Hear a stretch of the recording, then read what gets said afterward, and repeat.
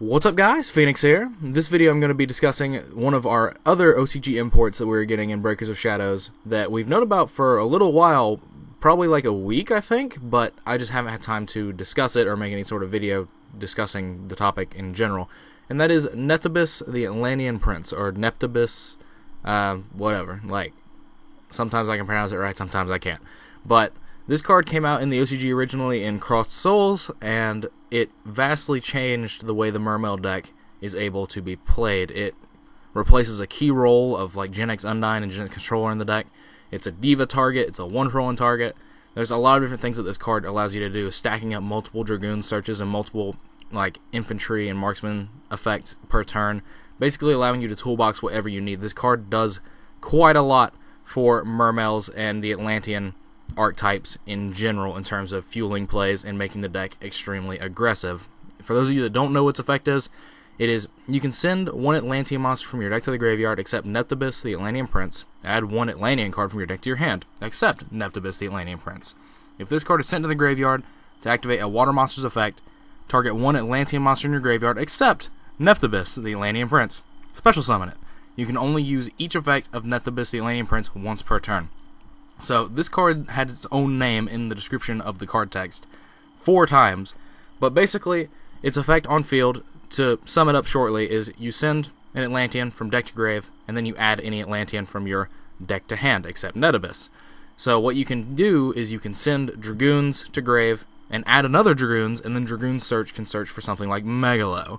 That is just an example of something you can do with this deck. Now that obviously can be swapped out with any of the other Atlantean monsters, heavy infantry, marksmen, and the like. You could even search Poseidra if you wanted to, but I don't know if you would ever want to play that currently with how the deck is functioning with this card added. But then its other effect, if this card is sent to the graveyard to activate a water monster's effect, so if you discard it from hand off Megalo, if you tribute it off field for Megalo to attack twice, things like that, you can target an Atlantean monster in your graveyard except Neptabyss and special summon it. So you can then get back the Dragoons, the marksmen, the infantry, whatever you put in the graveyard to either activate its first on-field effect or whatever you discarded alongside this to, summon Megalo. Say if you discarded this and a Dragoons to summon Megalo, you'd get a Dragoon Search, and then this would also activate to special summon the Dragoons from the graveyard to your side of the field. There are just multiple different play lines that this card allows you to have, and the card is very good.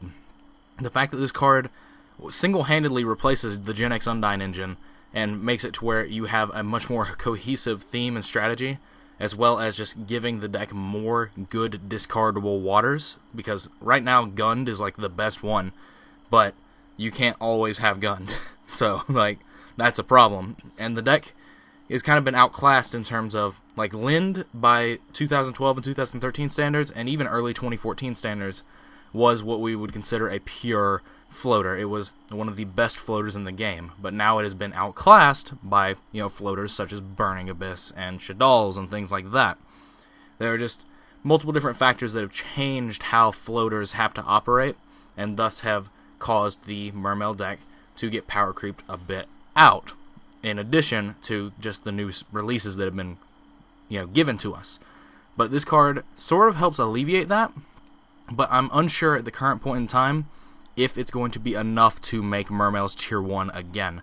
Now, when the OCG got this card, they got it in Crossed Souls, and that was before they had the Performage and Pal deck. I cannot remember if they had the Magician Pendulum deck out at that specific point in time, the Master of Pendulum Structure deck, but they definitely did not have the Performage deck at that point in time. And Mermails, even then, they were kind of Tier 1-ish at the point, but they sort of started getting pushed out. If you look at the OCG metagame of that time, they had a big resurge in popularity and then slowly started getting weaned down in terms of how many people were playing it, because it was just different factors were causing the deck to flop in places that they didn't want to deal with.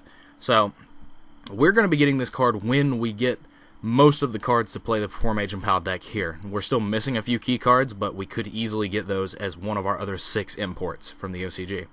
So, whether or not this card is going to rocket Mermails straight into Tier 1 status again, it's yet to be seen, and there's no way to really forecast that because we don't know when we're getting a ban list, and the only real way to judge how the metagame might shift between now and January 16th is with the 2 sets that are going to be coming out, in between now and then, Dimension of Chaos and Breakers of Shadow. So there's no real way to try and predict that. But regardless of that fact, the Mermail prices and the Atlantean prices are definitely fluctuating to match this card's hype. People are expecting this card to do a lot for the Mermail deck, and rightfully so. This card is amazing. If Devo went to 2 or 3, I could easily see this deck very handily at least putting up a fight against whatever the metagame has to offer at the current point in time when this card gets released. So there is that to kind of give towards, this deck's merits when this card comes out. I'm just unsure at this current point in time if it will be able to compete with the Pendulum decks that will be out at that time, like Magispectors, Performage deck, if we have the rest of the stuff for it, the Magician Pendulum deck. There's multiple other factors that it didn't have to deal with in the OCG when this card came out, and it still kind of got cycled out for whatever reason. I'm not quite sure what that reason was, but it definitely got cycled out. But the Mermail and Atlantean prices, they've definitely gone up due to hype from this card because people are expecting this deck to do well, and as I've already said, that is very rightfully so. This card is amazing in what it does for the Mermail deck.